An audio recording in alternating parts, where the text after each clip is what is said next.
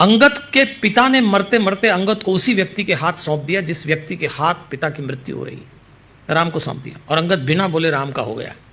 अंगद एक बात सिखा के गया नई पीढ़ी के बच्चों को, आपके माता पिता में आपसे ज्यादा एजुकेशन नहीं होगी, आपके पेरेंट्स में आपसे ज्यादा एक्सपोजर नहीं होगा। हर पीढ़ी के बच्चे गुजरती पीढ़ी से ज्यादा एक्सपोजर, ज्यादा एजुकेशन लेके, ज्यादा टैलेंट लेके आते हैं।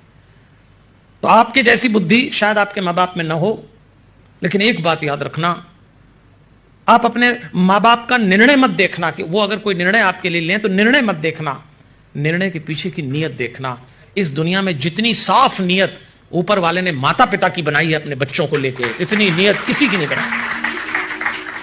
बच्चों को माता पिता का निर्णय नहीं, निर्णय तो हो सकता है गलत हो, वो शायद आपके लिए इतनी दुनियादारी नहीं जानते, पर उनकी नीयत देखना। अंगद ने नीयत देखी।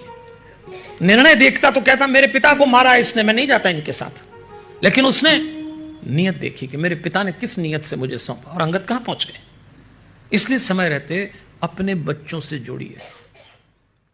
देवियों और सज्जनों, मैं आपसे अनुरोध करता हूं, इस कथा में जो भी आप संकल्प लें, एक संकल्प आज जरूर लीजिए।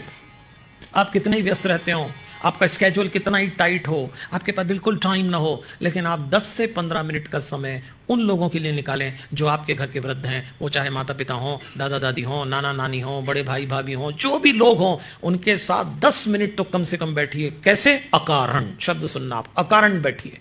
अपने घर के वृद्ध लोगों के साथ अकारण बैठिए। आप जो बात करेंगे उनको लेना देना नहीं, वो जो करेंगे वो आपको लेना देना नहीं है, लेकिन वृद्ध व्यक्ति के साथ यदि आप बैठ जाएं तो उसके दिल की दो बात बाहर निकल आती है। और मैं तो अनुरोध करूंगा, यदि आप अपने घर की वृद्धावस्था के साथ बैठें, आपके पास टाइम ही 10 मिनट का हो, अब उसी 10 मिनट में यदि आप पूजा कर रहे हो तो मेरी तरफ से न दिया लगाना, न दिया बत्ती करना, न भगवान के मंदिर जाना, न कोई पूजा पाठ करना। अगर 10 मिनट ईमानदारी से अकारण अपने घर के वृद्धों के साथ बैठ गए तो भगवान वो 10 मिनट आपकी पूजा में लिख देगा। भगवान को आपकी पूजा नहीं चाहिए। जब हमसे कोई सवाल पूछता है कि मनुष्य जीवन का सबसे बड़ा उद्देश्य क्या, तो मेरा उत्तर है आत्मा को पहचानना। क्योंकि आप आत्मा हैं, शरीर नहीं है।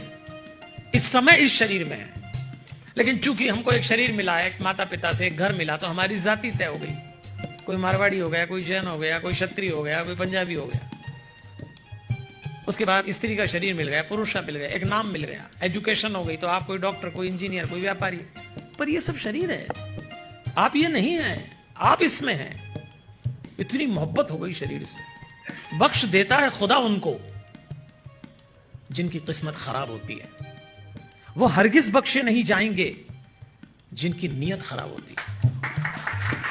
न मेरा एक होगा, न तेरा लाख होगा, न तारीफ तेरी होगी, न मजाक मेरा होगा। गुरूर न कर इस शाहे शरीर का, तेरा भी खाक होगा और मेरा भी खाक होगा, किसी का नहीं बचा। भारत जिस तेजी से विकास कर रहा है ना, तो 15 साल में हमारे पास सब कुछ होगा जो अमेरिका के पास है, डेवलप्ड कंट्री। और हमने लगभग अमेरिका का कल्चर अपना लिया, वही वीकेंड का कल्चर, वही सब।